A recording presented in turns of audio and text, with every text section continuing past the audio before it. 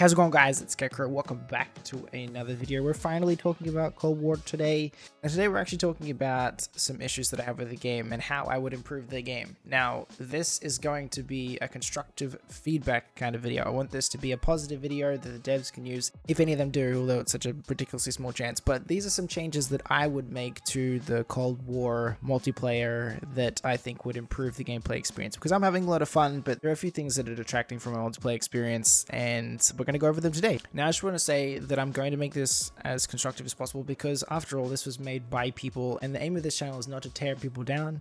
I want to build people up as best they can. So the best way that I can think of doing that is giving feedback in a positive, constructive way that they can then use to improve the experience, rather than just belligerently ranting about things that don't really contribute or that they can't use in any way. So the development process for this game was hectic and all over the place, and the fact that the game is in the state that it's in is actually a miracle. I expected this game to be in a terrible state on launch, and the fact that I can play it and have a bit of fun is something that I'm astounded. I expected this year to be a train wreck, and the level of what we got is actually overwhelming. So the dev team did a pretty damn good job.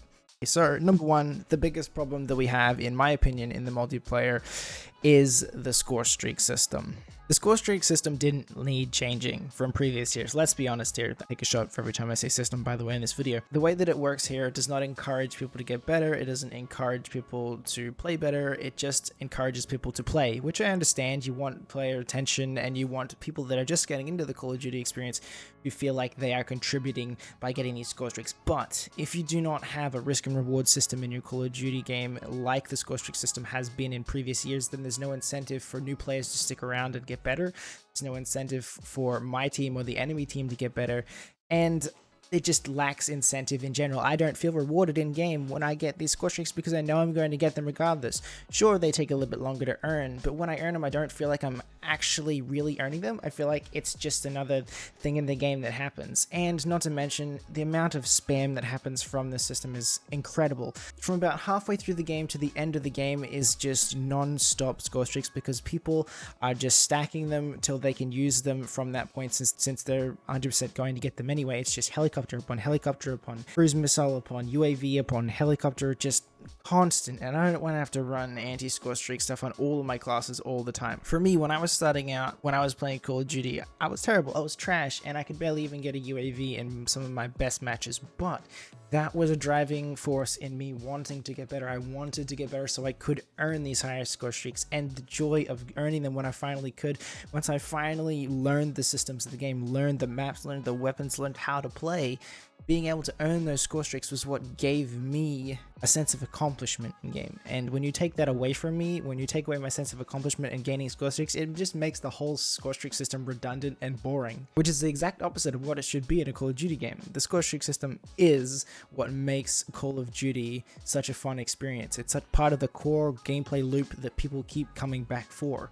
Rewards you for doing well, and in this game it just rewards you for the sake of rewarding you. I don't think that's a good cornerstone of game development, and I don't think it's going to really make people that satisfied when they play this game. I think it needs to go back to either a kill streak or a score streak system, rather than this system here, which is basically just an overglorified death streak system. Moving on, we have a minor issue, which in my opinion, this can either be tweaked or left how it is, but I'd love it if it saw some improvement. This is the grenade spam in this game. When you spawn in and you have instant access to your grenades and you don't have to sacrifice anything to have them on your class, it just means people are going to be reckless with them, which they are. In this game, the amount of lethals and tacticals just flying everywhere at all corners of the game everywhere is incredible. And I think the simplest way to combat this would simply be to add a delay from when you spawn in to how long you can use your tacticals. Make it only like a couple seconds, maybe like 4 or 5 seconds after you spawn in, then you can use a tactical, just so you can't instantly spawn, throw a nade, instantly spawn, throw a concussion, instantly spawn and throw everything you have in your arsenal, especially if you've got double of each. It can get so crazy, and if you're not running tac mask and flak jacket, then you're at an immediate disadvantage. In this game, I feel like at the moment I need to have tac mask or flak jacket just to stay alive in all situations, just to stay alive most of the time, and I don't like being forced to use specific perks. So adding some delays onto when you can use the weapon after spawning, I think would go a long way towards reducing when people can use them. They're always going to use them if they're free, but at least if they can't use them straight after spawning, it would cut down on the sum of the just ridiculous amounts of grenade spam. Up next, something that I know that they've tried to improve on, but I don't think they've been that successful at, is visibility in the game. It is better, granted, than the beta, but it's still not where I'd like it to be. The amount of times I've just run straight past people that are sitting completely still because their camo blends in with the environment. Shock, shock. I know that's what camos are supposed to do. You're supposed to blend in with the environment.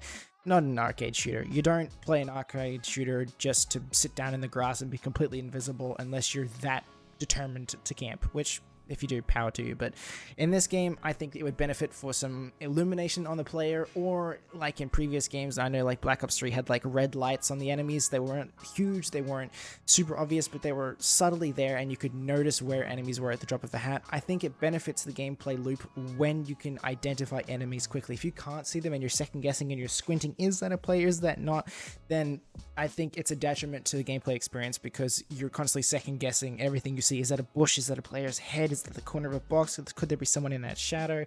I don't want to play Call of Duty like that. Call of Duty is not a milsim. It's an arcade shooter. In an arcade shooter, you easily identify targets and you shoot them. That's the simplest way to play the game. And if there's something in between you and the shooting experience, I really think it detracts from the gameplay experience. So whether you make the players lighter, whether you give them just illumination at all times just to make them easy to see, or you give them like the little lights, like in my experience, that's I think the best of both worlds, because Cold War and Treyarch have never strived for realism, especially in the last couple of years, so I don't think they should start now. This game is not realistic in my opinion. It's like bordering on cartoony in some areas, so I think adding something to the characters to make them stand out from their environments would be awesome. Up next, this is probably going to be divisive, and I understand if you disagree with me on this, but snipers need more flinch. And I get it's not going to be a popular opinion, especially for people that really enjoy sniping. The snipers have been nerfed from the beta, which I do think was necessary. Giving them some slowdown on aim down sights and stuff means that they're not instantly competitive up close. But if I put 4 shots into a sniper and they can still aim at my head consistently through the flinch, which there's barely any at the moment, then I don't think that's very well balanced. If someone hits me 3 times and I snap them in the face, I kind of feel like I cheated them out of a kill, and it makes me feel kind of bad. Like, I love it in the moments, like I can get multiple feeds and continue my streak, but it doesn't feel fair to that player that probably should have killed me with a gun that more suits this range. I feel like SMGs and assault rifles should dominate up close, and when you've got a sniper rifle and I can just blow people away quick scoping because there's no flinch, or keep on target while hard scoping and getting hit, I don't think that's very fair. So adding some more flinch to give the snipers a little bit of a disadvantage in super close corners,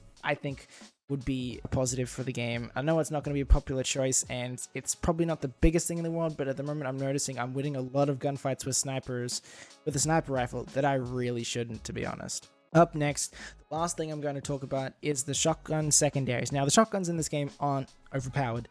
They're annoying, as they usually are in most FPS shooters, but they're not incredibly overpowered. That being said, you should never be able to run a shotgun and an assault rifle unless you go out of your way to run it. Unless you run overkill and you put time into making your class half and half, or giving and taking, or putting into a risk and reward kind of class, then it's fine, because you're investing into that kind of system.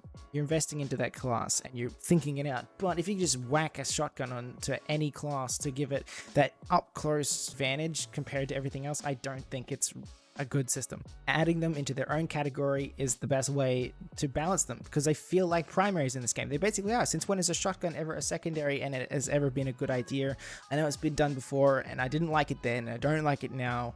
Please put shotguns where they belong. Give them their own class. Give them a bit of respect. Make them primaries. Take them out of the secondary class. The only thing that should be one-shotting you from the secondary class is a knife, and if someone gets close enough to knife me and jam it in my face, sure, they deserve the kill.